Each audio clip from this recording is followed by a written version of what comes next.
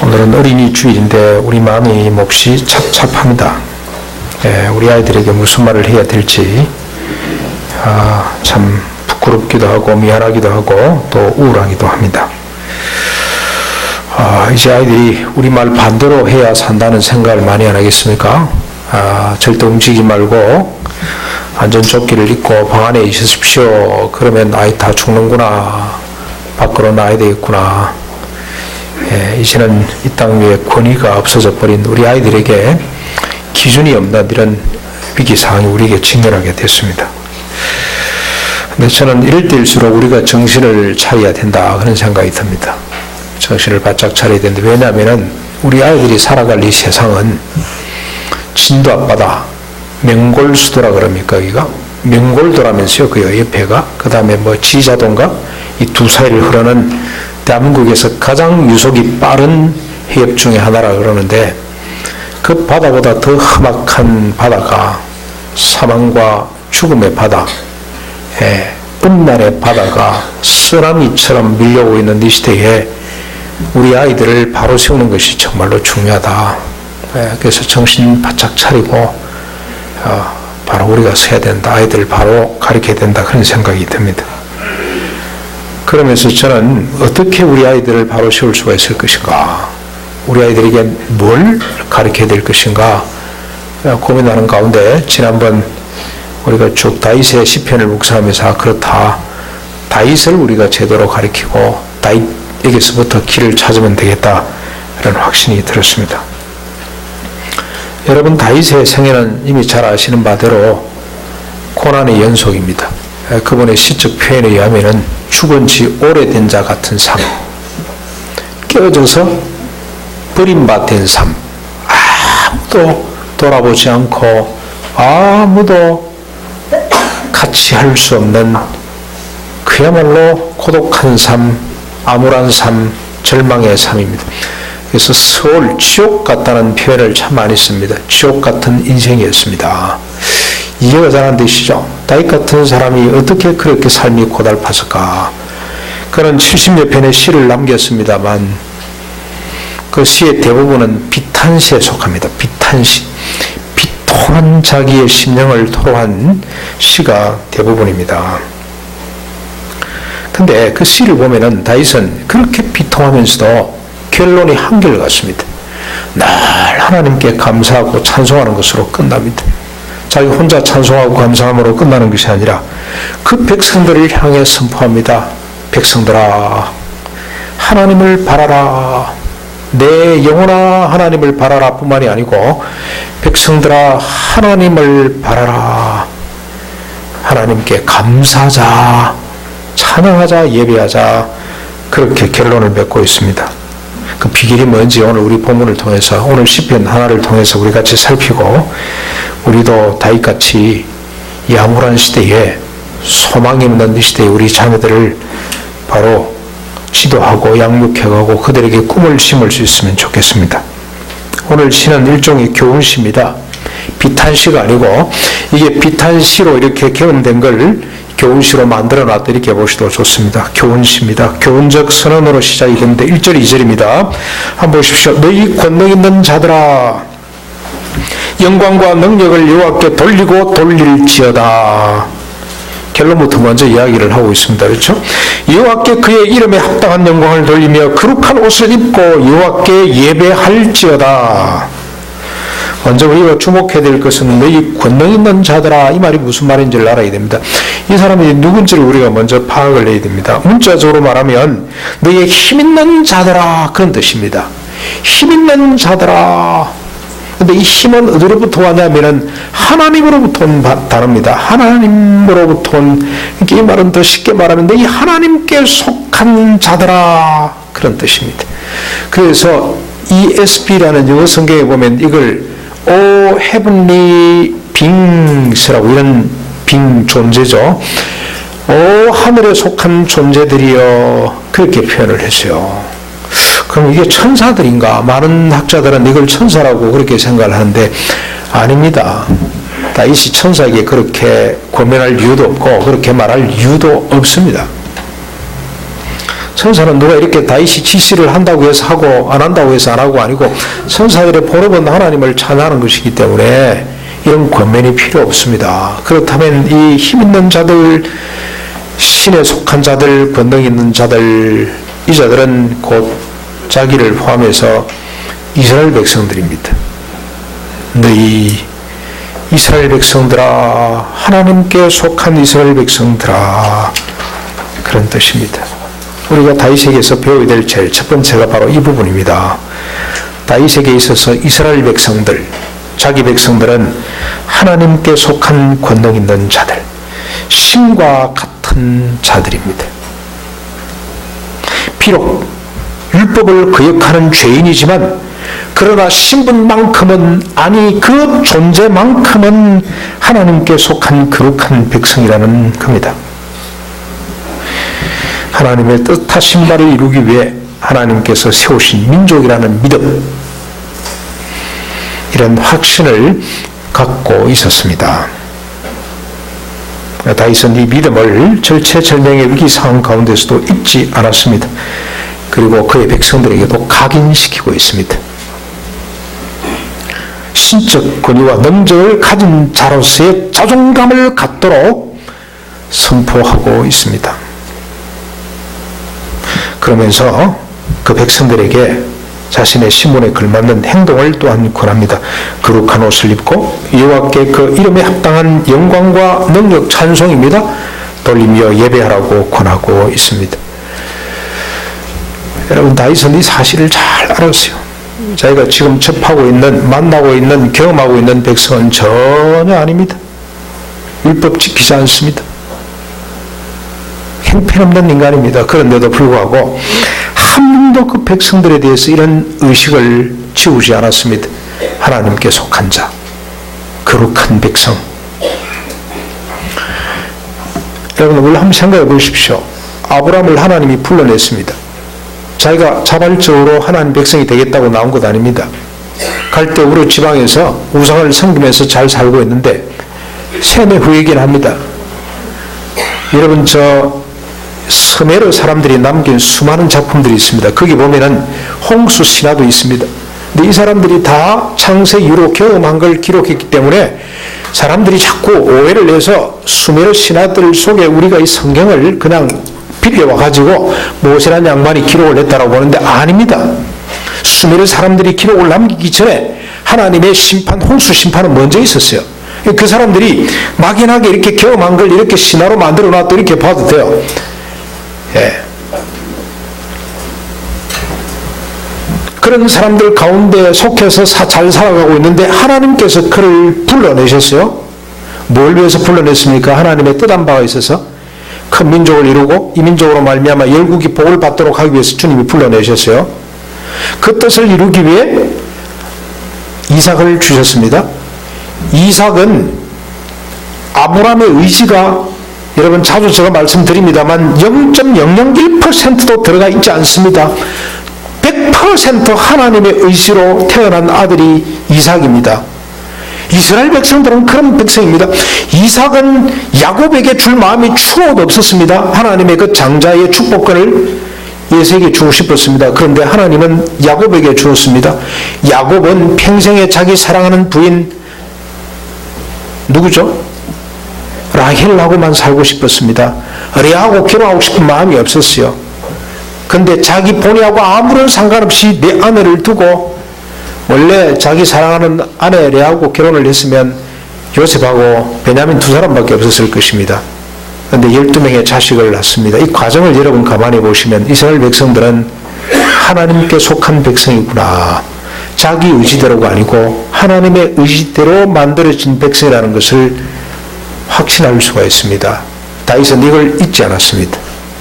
비록 지금 모습은 형편없지만 하나님이 선택해서 하나님이 뽑아놓고 하나님이 만들어 놓은 거룩한 백성임을 그는 잊지 않았습니다. 그래서 그 백성들을 향해, 죄악 가운데 빠진 그 백성들을 향해 너희 권능 있는 자들아, 너희 하나님께 속한 자들아, 신의 성품에 참여한 자들아, 그렇게 말하고 있습니다. 여러분, 오늘 우리에게 필요한 것은 이런 믿음의 고백, 이런 믿음의 실천이 필요합니다. 우리 자녀들에게 어마어마한 선포를 해야 됩니다. 앞에요 걸어놓은 거 있죠. 너희 신의 성품에 참여한 자들아. 우리가 구원받은 거 우리 의지로 구원받았습니까?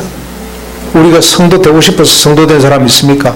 하나님이 불러내서 성도로 삼으셨습니다. 어느 정도로 하나님이 우리를 불러내셨습니까? 예수 그리스도를 믿는 것 때문에 생명과 경건에 속한 모든 것을 주셔가지고 육신의 정욕을 쫓아 자기 중심, 자기 애적으로 사는 인간이 아니라 신의 성품에 참여한 자가 돼서 자기를 부인하는 삶을 살아가는 이런 백성으로 주님이 삼아 주셨습니다. 그래서 우리는 늘 우리 자녀들을 향해 신의 성품에 참여한 자라 그렇게 자긍심을 갖도록 만들어줘야 됩니다. 헤매고 있을수록 더 이 말을 많이 해야 됩니다. 신의 성품에 참여한 아들아. 자, 그래서 뭐 하자는 겁니까? 거룩한 옷을 입고 하나님께 예배하자. 예배하는 것이 이게 우리를 부르신 하나님의 궁극적인 소원이기도 합니다. 뜻이기도 합니다. 예배에 실패하는 자가 되면 안 됩니다. 여러분, 박형근 목사라고 기억되시죠? 우리 교회 부목사로 잠깐 계시다 지금 안산에서 목회하고 계시는데요. 얼마 전에 아들 결혼을 했습니다. 개척 예배 드린다고 제가 가서 설교도 한번 하고 왔습니다. 아들이 정말로 잘 자랐습니다. 아버지하고 목회를 같이 합니다. 지금 대학 출강도 하고 또 연구소 일도 하고 있습니다만 아버지하고 같이 목회 이 예배를 코드에서 끌고 가는 아들이 되어 있습니다. 근데 그 아들 중학교 다니면서부터 아버지가 뭐라고 교육을 했냐면은 내가 더 이상 너를 이제는 간섭할 수도 없고 돌아볼 수도 없다. 네가 네 방에 앉아서 무슨 짓을 하는지 아빠가 어떻게 알 수가 있냐. 이제 우리는 같이 하나님을 향해 길 가는 친구에 지나지 않는다. 네가 서야 된다. 그런데 아빠가 딱 하나만 부탁하마. 예배에 실패하지 말아라. 예배에 실패하는 사람이 되지 않았으면 좋겠다. 여러분, 하나님이 우리를 건져주신 궁극적인 목적은 하나님께 감사하고 예배하는 겁니다. 예배하는 거. 예배를 통해서 우리 의식, 우리의 정체감, 우리의 자존감을 회복할 수가 있습니다. 우리가 어떤 존재인지를 예배를 통해서 그게 전제가 돼야 진정한 예배가 있을 수가 있습니다. 그게 전제 안 되고 예배 드리는 것은 그건 형식입니다. 우리 만족입니다. 그걸 깨닫고 하나님 앞에 예배하는 것이 신령과 진정으로 드리는 예배입니다. 그걸 깨달은 사람들은, 그래서 여러분 늦게 오는 사람 탓할 것 없습니다. 그 사람들 뭐가 안 돼서 그러냐? 하나님의 부르심이 얼마나 부유한지 우리가 신의 성품에 참여했다는 자긍심이 부족하기 때문에 늦게 올 수밖에 없습니다. 빠질 수밖에 없습니다. 자, 다윗의 이런 믿음의 고백과 실천은 어디로부터 온 것인가?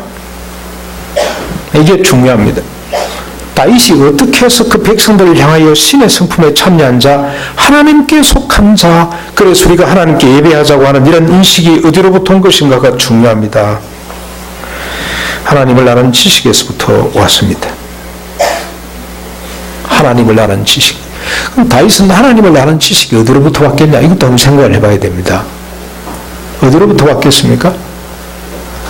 다윗은 적어도 모세 오경을 들고 있는, 어렸을 적에는 아마 해당해서 들었을 겁니다. 그리고 부모를 통해서 들었을 것입니다.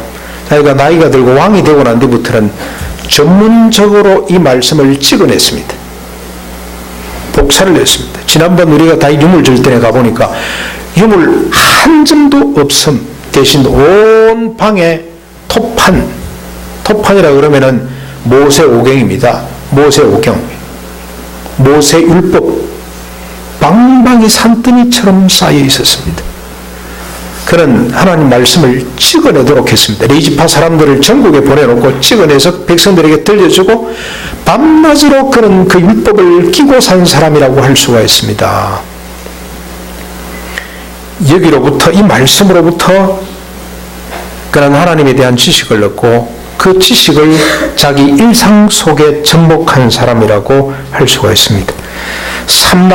그가 접하는 삼라만상을 통해 하나님에 대한 다양한 이미지를 확산해 갔던 사람이 다윗입니다.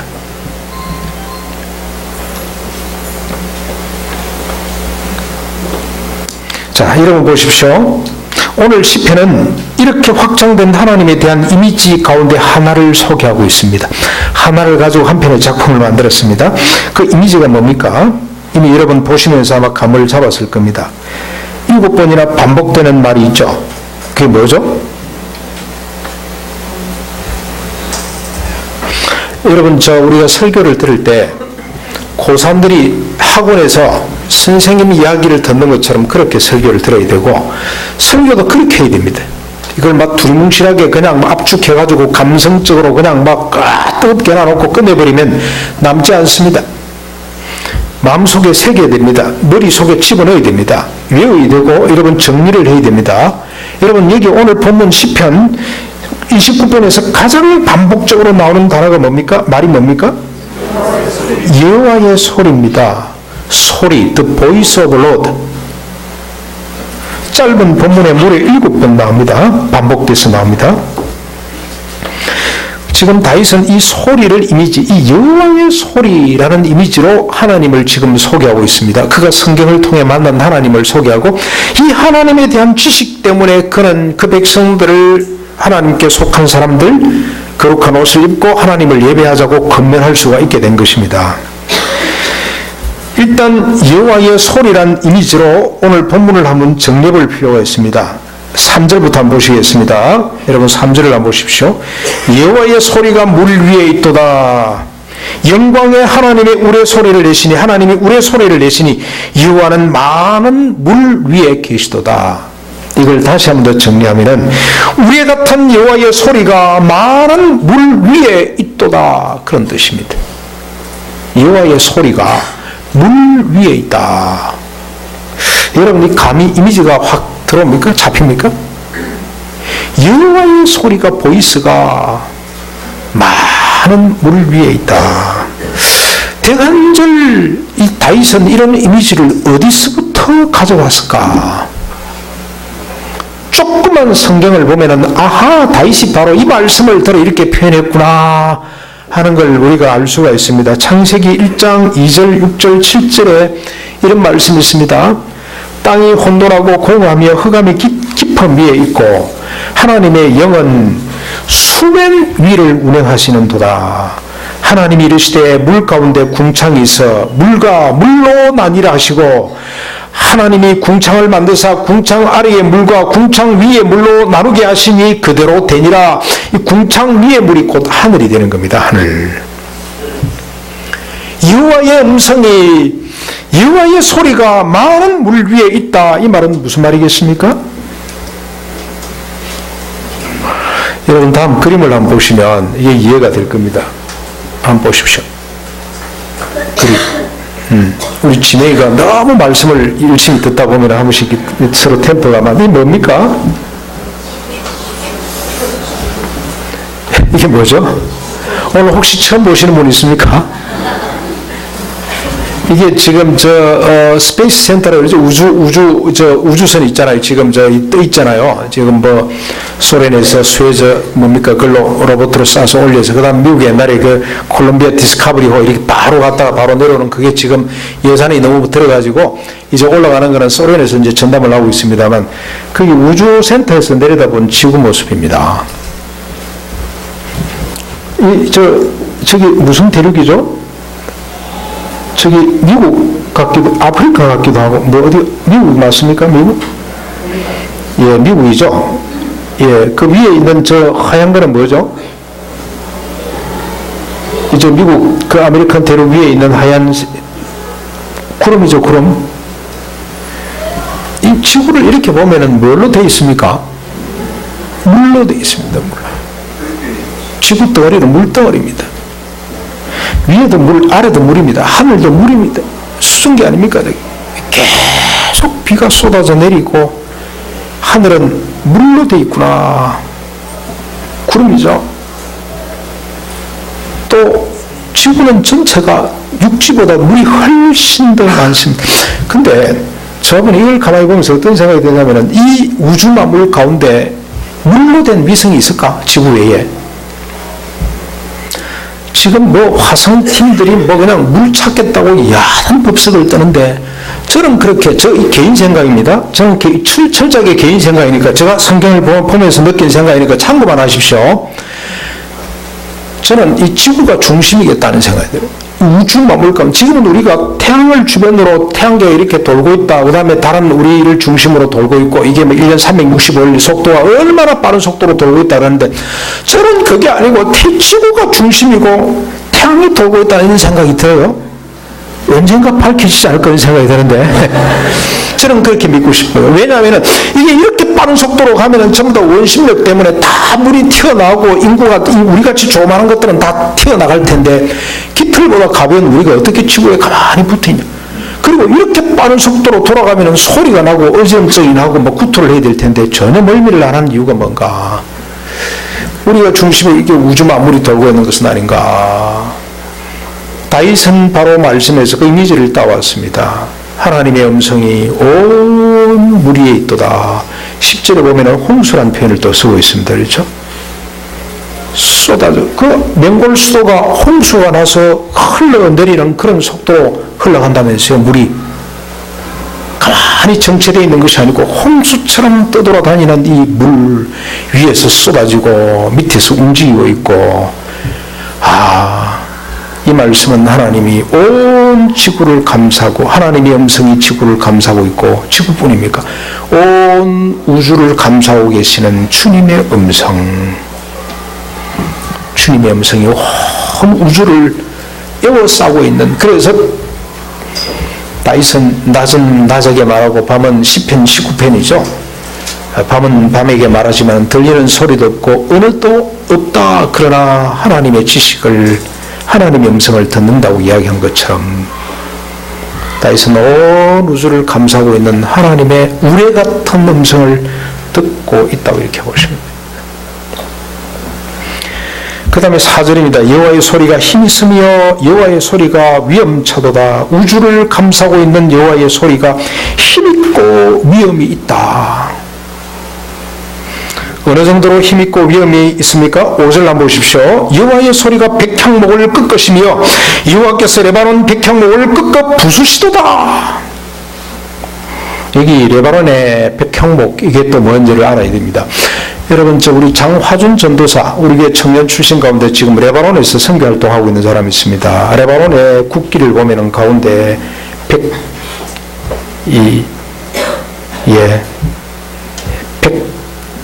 백향목, 이게 국수입니다. 국수. 근데 레바논의 백향목의 특징은 두 가지 종류가 있답니다. 하나는 위로 뻗어가는 나무가 있고 하나는 옆으로 퍼지는 나무가 있는데, 위로 뻗어가는 나무들은 직경이 6m면 어른들이 한 몇치 둘러 감싸야 됩니다. 그렇죠? 높이가 30m, 40m씩 쭉쭉 뻗어가는 울창한, 웅장한, 낙낙장송 쫙쫙 뻗어 있는 그런 나무입니다. 옆으로 퍼져가는 나무는 몇 메다로 퍼지는지 모릅니다. 옆으로 쫙쫙 퍼져가는. 그래서 솔로몬의 성전 지을 때 목재는 전부 다 레바논산 백향목들이었습니다. 그런 나무를 어떻게 한다고요? 여호와의 소리가 그 나무를 꺾어 부스러뜨린다. 여러분, 저 나무 분쇄하는 거 보셨어요? 그 집채만한 기계에다가 나무를 집어넣으면 이게 와자작 와자작 갈려가지고 뒤에 나오는 거 보면은 그름더미처럼 이렇게 그냥 파쇄돼서 그걸 갖다 가로수에 뿌리고 그러더라고. 한국에도 그런 기계가 도입되어 있는 것 같아요. 지금 보니까.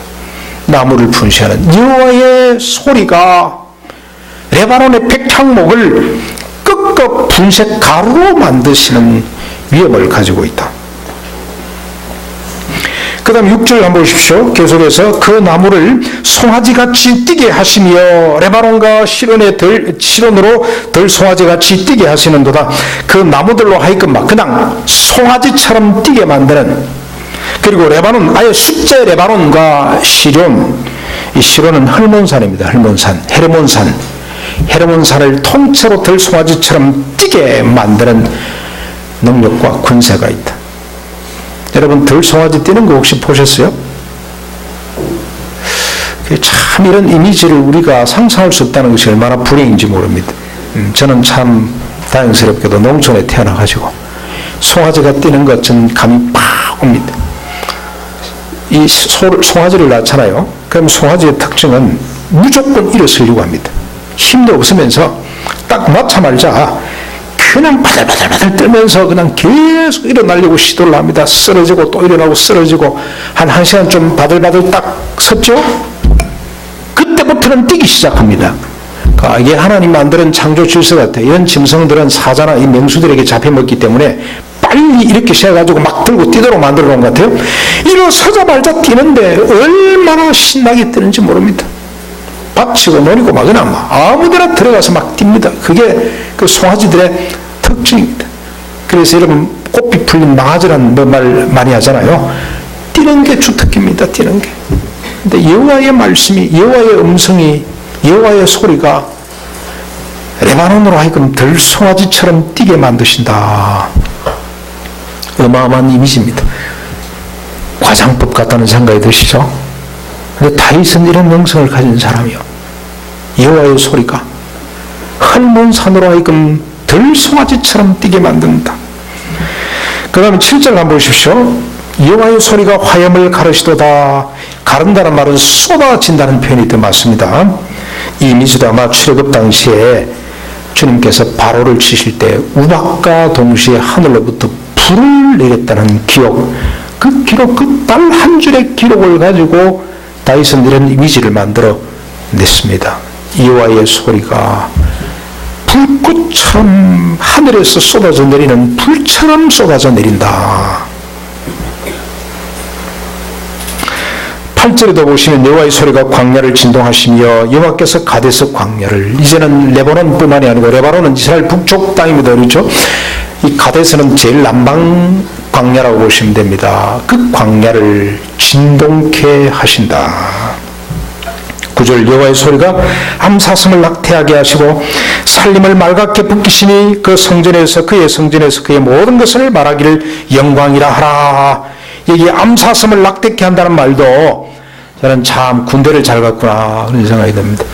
제가 군대를, 여러분 저 광주 보병학교, 광주 무등산 아시죠? 광주 무등산 출기에 옹성산이라고 있어요. 780고지입니다. 돌산입니다. 바위산입니다. 왜 그런데 우리 부대가 있었냐면 제가 유격대 조교 출신 아닙니까? 그래서 레펠 코스, 뭐 침리 코스, 그 다음에 전부 다 유격 훈련하기 너무 좋기 때문에 그곳에서 30개월, 옛날 33개월 군대 생활할 때 우리 세연이 뭐 군대 가는데 지금 한 20개월 정도 합니까? 저는 뭐 거꾸로 매달아 놔서 그런 건 하겠습니다만 30개월 할 때 너무 좀 여러분 좀 썰렁하게 계시는 것 같아서 30개월 할 때 그때 그 옹성성 뒤에 우리 보병학교에서 이제 손님들이 옵니다. 높은 사람들이 오는 거죠. 대대장이 오시거나, 우리는 중대 단위였으니까 중대장이 제일 높은, 대위가 제일 높은 계급인데 중령이 오신다거나 아니면은 학교장이 한 번씩 올 때가 있어요. 그러면은 비상이 걸립니다. 뭘로 이분들을 좀 기쁘게 할까? 그래서 노루사냥을 나갑니다. 중대한 한 80명이 동원이 돼서 노루사냥을 하는데, 노루는 위에서부터 쫓아내리게 됩니다. 이렇게 쫓아내리고 밑에서 이제 월남전에 참전했던 특등 사수들, 우리 저 선임하사들이죠. 그분들이 이제 총을 쏴서 잡는데, 이 내려오다가 사람들 우를 빠져나가서 위로 뛰는 노루들이 있습니다. 얼마나 빠른죠. 그런데 그 노루들 가운데는 암놈이 있습니다. 새끼를 뵌, 배가 이렇게 산더미처럼 부른 노루가 뛰기 시작하면요, 그건 아마 이 새끼 때문에 본능적으로 그런지 더 잘 뜁니다. 780m 되는 고지를 단 몇 초 만에 넘어가는 것 같아요. 깡충깡충깡충. 그 여러분 저 쪽발 이 짐승 이 야생 동물들은 바위를 기가 차게 탑니다. 뛰어 오르는데 저 낙태하면 어떨까 그런 생각이 듭니다. 저 새끼를 가졌는데 새끼 떨어지면 어떡하지? 걱정 없습니다. 그 제일 빨리 차고 도망을 갑니다. 그만큼 야생 동물들은 강합니다. 그렇죠? 그런데 여호와의 소리가 어떻게 한다고요? 암사슴을 낙태케 한다. 그만큼 하나님의 소리는 위엄 있고 능력 있고 권세 있고 웅장하다 그런 뜻입니다. 그렇다면 여호와의 소리가 뭔가 하는 걸 또 여러분 살펴야 됩니다. 여호와의 소리가 뭔가? 우리와 같은 소리, 근데 이 소리를 여러분 단순하게 와 우리 같은 소리라고 생각을 하면 보십시오. 무슨 의미가 있겠습니까? 네. 암사슴이나 낙태시키는 그런 소리 같으면 무슨 의미가 있겠어요? 이 소리가 뭘까? 이렇게 번이 있고 웅장하게 들리는 여호와의 소리, 온 물 위에 온 우주를 감싸고 있는 여호와의 소리가 뭔가? 여러분 그것을 10절 11절에서 구체화하고 있습니다. 이 시는 여러분 연 구분이 제일 중요하죠. 1년, 2, 3년 해놓고 그게 무슨 주제를 담고 있고 어떻게 연결되는지를 보면 되는데, 먼저 하나님께 찬양하고 하나님께 감사하자. 왜? 하나님의 소리 때문에 그렇게 하다. 근데 하나님의 소리가 뭐냐? 10절 11절 한번 보십시오. 여호와께서 홍수 때에 자정하시며 여호와께서 영원하도록 왕으로 자정하시도다. 11절 같이 한번 보실까요? 시작.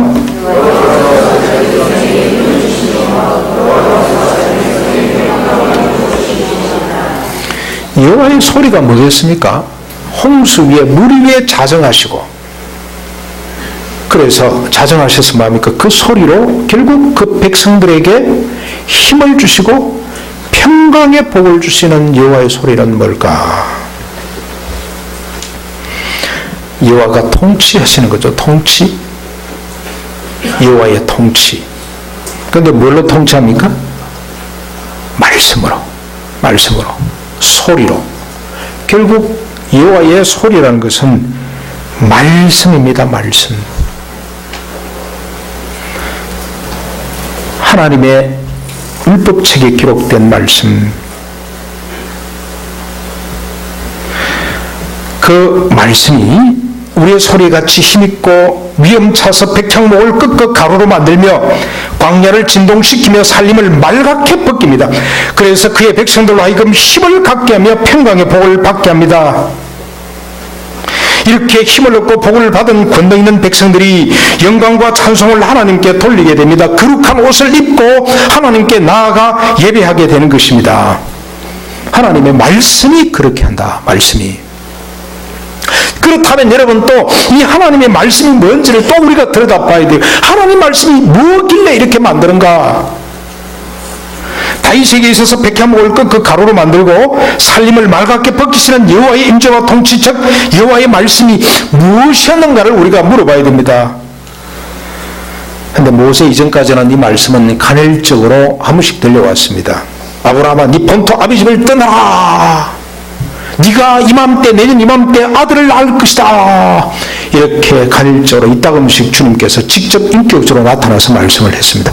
그러나 모세 이후부터는 그렇게 주님께서 말씀하시기보다도 더 하나님께서 기뻐하시고 더 영광스러운 모습으로 말씀을 하는데, 하나님 말씀을 돌판에, 그 다음에 가죽에 기록을 해 주셨습니다. 율법입니다. 율법. 주의 명령, 법도, 계명, 규례라고도 되어 있습니다. 그 말씀입니다. 말씀. 이 말씀으로 이스라엘 가운데 임재하시고 통치하시기를 주님은 기뻐하셨습니다. 그 여호와의 말씀, 그 율법, 그 계명, 규례, 법도들이 뭡니까? 나 외에 다른 신들을 두지 말라. 안식일을 기억하고 거룩히 지키되 아무 일도 시키지 말아라. 살인하지 말며 가늠하지 말라. 내 이웃의 여종이나 남종이나 내 아내나 내 이웃의 아내나 소나 낙이나 물어 내 이웃의 소유를 탐내지 말라. 지게석을 옮기지 말며 가옥에 가옥을 연하여 짓지 말라. 밭 기퉁이를 다 베가지 말며 고아와 가부를 돌아보라. 공의와 인애를 행함으로 거룩한 삶을 살아라. 저울철 바로 사용해라. 이런 말씀들입니다. 다윗에게는 이런 말씀들이 우리의 소리보다 더 힘있고 더 위험찼습니다. 살림을 말갛게 벗기듯이 온갖 우상들의 칫칫 눌린 마음을 깨끗이 분쇄했습니다. 암사슴을 낙태케 하듯이 자기 배만 생각하는 탐심을 쓸어내렸습니다. 무관심과 경쟁의 대상이었던 타자와 진정으로 하나 되게 해주셨습니다. 세상의 온갖 조장되고 조작된 욕망과 근심으로부터 이 말씀들이 자유케 했습니다. 바알리즘, 마모리즘으로부터 진정한 자유를 이 말씀들로 인하여서 얻게 됐습니다. 여러분, 하나님 말씀이 얼마나 위대한지 한번 증명을 해볼까요? 거룩하게 살아라. 그런데 거룩이 뭡니까? 여러분, 김건조 교수님 설교한 거 기억되십니까? 거룩이 뭐든가요? 저울추를 바로 쓰는 것이 거룩입니다. 그런데 이 저울추를 바로 쓰라는 말씀이 다윗에게는 어떻게 들렸냐? 온 우주에 우리의 소리보다도 더 큰 음성으로 들렸다는 겁니다. 그게 왜 중요한데? 그게 왜 그렇게 들었는가? 여러분, 이번에 세월호 할 때 저울추를 바로 쓸 줄 아는, 법대로 하는 사람 한두 사람만 있으면 많이도 필요 없습니다. 그 배에 한두 사람만 있었더라면. 그래서 여러분, 소돔 고모라가 왜 망했습니까? 의인 10사람이 없어 망했잖아요. 의인 10사람이 없어. 많이도 필요 없어요. 10사람. 세월호에 그런 의인, 원칙대로 하려고 하는, 법대로 하려고 하는 저울추를 바로 사용하는 한 사람은 있어도 안 죽는다고요. 하나님 말씀이 그렇게 가치가 있고 권위가 있고 영광스러운 겁니다. 예사롭게 우리는 넘어가는데 이게 사람이 어떻게 이렇게 지키라고 주셔서 이건 은유지, 그거 아닙니다. 하나님 말씀 한 구절이 다윗에게는 우리의 소리보다도 더 큰 그런 음성으로 들려왔다는. 그래서 여러분, 다윗은 시편 30편 10절 한번 보십시오. 33편 조금 넘겨가지고 하나님 말씀을 어떻게 표현하고 있는지 한번 보십시오. 같이 한번 읽어보실까요? 시작. 여호와는 나라들의 계획을 폐하시고 민족들의 사상을 무욕해. 하나님의 말씀 하나가 민족들의 뭘 폐하십니까? 모든 계획들을 파쇄하시고, 여호와 말씀 한마디가 어떻습니까? 민족들의 사상을 무욕해 하십니다. 무욕해. 여러분은 백향목, 그렇게 우람하고 자랑스러운 그 백향목을 꺾어 가루로 만드는 것처럼 여호와 한 말씀이 사상과 주의 주장과 온갖 세상 세속적 철학과 종교적 신념들을 그냥 분쇄하고 깨뜨려버린다. 여러분, 지금도 지금 저 조선 TV를 보니까 세월호 사건을 가지고 왜 좌파고 다 따지고 앉았어요. 또 정말로 한심한 작태, 정신 못 차리다. 자, 좋습니다. 그러면은 공산주의, 사회주의, 민주주의, 자본주의, 이때 한국 교회가 뭘 했습니까? 그 사상과 이념을 분쇄할 수 있는 말씀이 이 속에 가득히 들었는데 한국교회 직무 위기에 있다는 뜻입니다. 그렇잖아요. 말씀에 우리가 늘 여호와 하나님을 경배하자, 여호와 하나님은 위대하시도다. 그런데 뭐가 위대하시냐, 어떻게 통치하시냐, 말씀으로 하신다. 말씀이 뭐냐, 그걸 안 따졌기 때문에 이런 지금 현상들이 나타나고 있다, 이렇게 보시면 돼요. 네. 주님은, 다윗은 그렇게 봤어요. 여호와는 나라의 계획을 폐하시고, 뭘로 폐합니까? 말씀으로 폐하시고 민족들의 사상을 무욕해 하신다. 사상, 주의, 주장들, 나 외 다른 신을 섬기지 말라. 이것이 그리스 로마의 모든 신화를 분쇄할 수가 있습니다. 그리스 로마 신화 보십시오. 얼마나 골치 아픈지 모릅니다. 사람 이름도 많이 나오지만, 신들 이름도 많지만, 그 신들은 철저하게 인간의 욕망을 투영해 놓은 신들 치고 질투하는 신들이 있습니까? 살인하는 신들이 있습니까? 남의 여자를 빼앗아오지 않는 신이 있던가요? 이런 엉터리 사상, 엉터리 이념들, 엉터리 생각들, 사고들, 우리 모든 사고의 원료가 되는 사상들, 주의 주장들을 불시할 수 있는 것이 하나님 말씀이다. 여호와의 말씀이다. 그래서 33편 12절에 뭐라고 이야기를 합니까? 이런 여호와를 자기 하나님으로 삼은 백성은 복이 있도다. 그래서 오늘 시의 결론은 11절입니다. 11절. 아까 우리가 봤습니다만, 여호와께서 자기 백성에게 힘을 주시며 여호와께서 자기 백성에게 평강의 복을 주시리라. 30편 5절에는 이걸 더 재밌게 표현을 했죠. 저녁에 울음이 깃들지라도 아침에는 뭐가 찾아온다고요? 기쁨이 오는 겁니다. 기쁨. 상황이 바뀌었습니까? 바뀐 거 아니에요. 저녁에는 울음을 갖고 들어가서, 뭐 때문에 울음을 갖고 하나님의 백성들이, 이 땅 사람들이 왜 울음을 갖고 저녁에 왜 울음이 깃들어옵니까? 왜 찾아옵니까? 민족들이 세워놓은 사상과 이념과 주의 주장들 때문에, 나라들의 계획과 민족들이 세워놓은 사상들 때문에 그런 거잖아요. 오늘 이 땅에 우리 젊은 아이들이 왜 부모 세대를 신뢰를 못하고 이제는 앉아있으라 그러면 죽고 밖으로 뛰어나와야 된다, 말 안 들어야 산다. 무엇이 그렇게 만들었습니까? 만모니즘. 돈 때문에 그렇게 된 거 아니에요. 더 많이 돈 벌려고 화물을 3배나 더 많이 싣고 비행수를 1000톤이나 빼버리고 뭐 하려고? 원래 저 항로는 보니까 맹골 수도를 벗어나서 이렇게 큰 파도로 가는 건데 그쪽으로 통과한 이유가 뭡니까? 항로를 좀 더 단축해가지고 기름 전략하려고. 왜 그렇습니까? 왜 그런 걸 자꾸 합니까? 사람들이 이 제대로 된 선장을 써야 되는데 은퇴한 사람을 썼단 말이죠. 비정규직, 그것도 2급 항해사를 선장으로 썼단 말이죠. 봉급 적게 주려고. 그럼 봉급 왜 적게 줍니까? 유병신이라는 사람이 한 장에 5천만짜리 사진 찍으러 돌아다니면서 그렇게 그 웅장한 카메라 앞에 대가 얼마짜리인지 모르겠어요. 전 세계를 돌면서. 그래서 외국에는 억만장자 무명의 사진 작가라고 뭐 소문이 났다면서요. 유명한 그 음악팀들을 불러가지고 막 연주시키고, 그래서 거기다 걸어놨던 걸 데려와서는 5천만 원씩, 봉이 김수날보다 훨씬. 근데 그게 남의 이야기가 아닙니다. 오늘 기독교, 대한민국 기독교의 자상입니다. 이런 것들이 우리를 울게 만듭니다. 그래서 우리가 잠자리 들 때 울었는데 아침에 일어나서 기쁨으로 맞이하게 됩니다. 아침을. 기쁨이 찾아와서 무슨 뜻입니까? 밤중에 하나님 말씀 때문에 내 모든 근심, 걱정을 다 분쇄해버리고 그 말씀이 나에게 기쁨을 준 겁니다. 내가 잘못된 생각을 갖고 있었구나. 먹을 것과 입을 것이냐 지족해라. 할렐루야, 이 말씀이구나. 그 말씀 때문에 자기를 짓누르고 있던 모든 근심을 가루처럼 날려버리게 되는 겁니다. 가정에 힘든 사람들 많죠.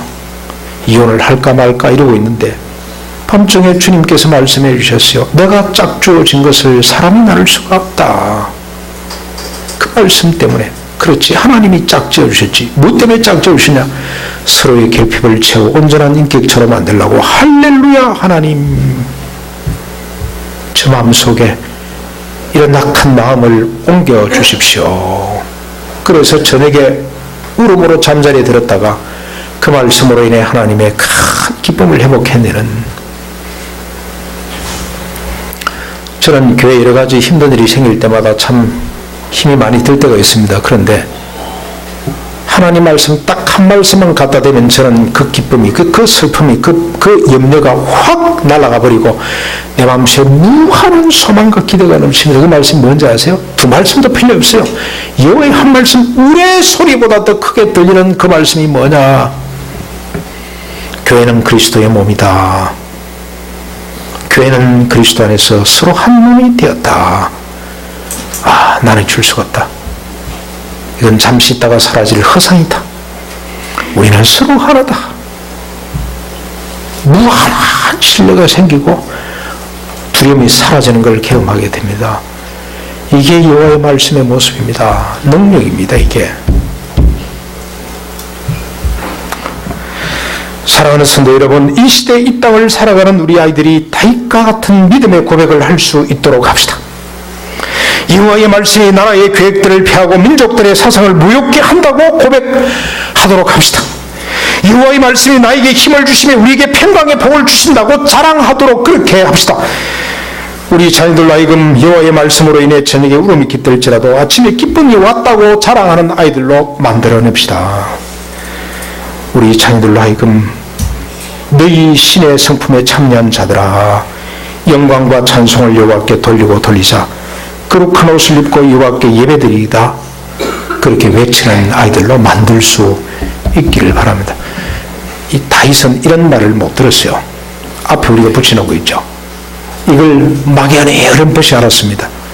그런데 베드로를 통해서 하나님께서 우리에게 말씀해 주셨습니다. 예수 그리스도를 믿음으로 어떻게 됐습니까? 우리가 경건과 생명에 속한 모든 것을 받아 어떻게 되죠? 육신의 정욕을 쫓아 자기 탐욕을 쫓아 사는 모든 삶을 거둬버리고 신의 성품에 참여하는 자로 아가페적 사랑을 쫓는 자로 우리를 하나님이 세워주셨다. 이 음성, 이 주님의 소리, 이 소리를 우리 자녀들에게 계속 가르쳐야 됩니다. 근데 여러분, 비결 하나를 제가 설명을 해드리겠습니다. 제가 이런저런 책을 보는 가운데 헬만 헤셋이라고 아시죠? 예. 그 사람이 쓴 에세이집이 하나 있는데 보니까 이 양반의 문학적 감수성을 어떻게 키우는지에 대한 설명을 쭉 하더라고요. 근데 그 비결이 아주 재밌습니다. 지난 과거를 회상하면서 감탄하는 겁니다. 지난 과거의 순간순간들을 생각하면서 감탄하는 거예요. 근데 뭘 이렇게 감탄하나 봤더니, 예를 들었는데 이 사람이 며칠 전에 자기가 경험한 걸 그대로 기록을 했는데, 음악회 참여한 이야기입니다. 저녁을 먹고 난 뒤에 교회 예배당에 사는 오르간 연주에 참석하고 온 이야기를 기록을 했습니다. 근데 이제 저녁을 먹고 기대가 넘치고 오늘 누가 연주를 하냐, 곡은 뭐냐, 같이 가족들하고 같이 재미나게 담소를 나누고 이제 차를 타고 가는데, 거기 이제 펼쳐지는 풍광들, 그게 스치는 이 바람들, 이런 걸 기억했다 기록을 하고, 그 다음에 막상 예배당에 앉아서 그 연주를 듣는 그때에 이 소리가 막 울려가지고 공중에서 이래 천장에서 내려오는 소리, 그 장엄한 소리, 그 다음에 이게 이제 서곡이 끝나고 이제 다음으로 넘어갔구나, 음악에 대해 상당히 지식이 있는 것 같습니다. 그분이 그렇게 푹 가지고 오르가는 이제 바하의 곡을 연주를 했는데, 그걸 듣고 그 감상들, 그 다음에 집에 이제 마치고 돌아오는데 총총히 빛나는 밤하늘의 별들, 그래서 내려가지고 집으로 걸어 들어오면서 그 밤 공기들, 이런 것들을 경험하면서 경탄한 내용을 기록을 했는데, 그게 문학적 감수성을 키우는 좋은 방법이다라고 소개를 했더라고요. 제가 정말로 도움이 됐어요. 그러면서 한편으로 어떤 생각이 들었냐면은, 헬만 헤셋이가 그 순간순간 하나님을 기억하고 하나님께 감사했다면 어떤 사람이 됐을까? 위대한 신학자도 됐겠구나, 그런 생각이 들었어요. 정말로 좋은 충고입니다. 우리 지난 순간들을 돌이켜보면서 하나님과 이렇게 만날 수 있도록 하는 것, 하나님을 기억하고 경탄하는 거 있잖아요. 경외하는 것. 지난번에 한번 소개를 했습니다. 어떤 광고업자가 좋은 광고를 만드는 비결은 순간순간 조그마한 경험들을 경탄해야 된다. 그래서 콩나물 들어가서 우리 입에 들어가 톡 터지는, 콩나물 대가리 터지는 그 순간에 그걸 잊지 말고 기억을 하라. 우리 예수 믿는 사람들은 다 시인이 될 수가 있습니다.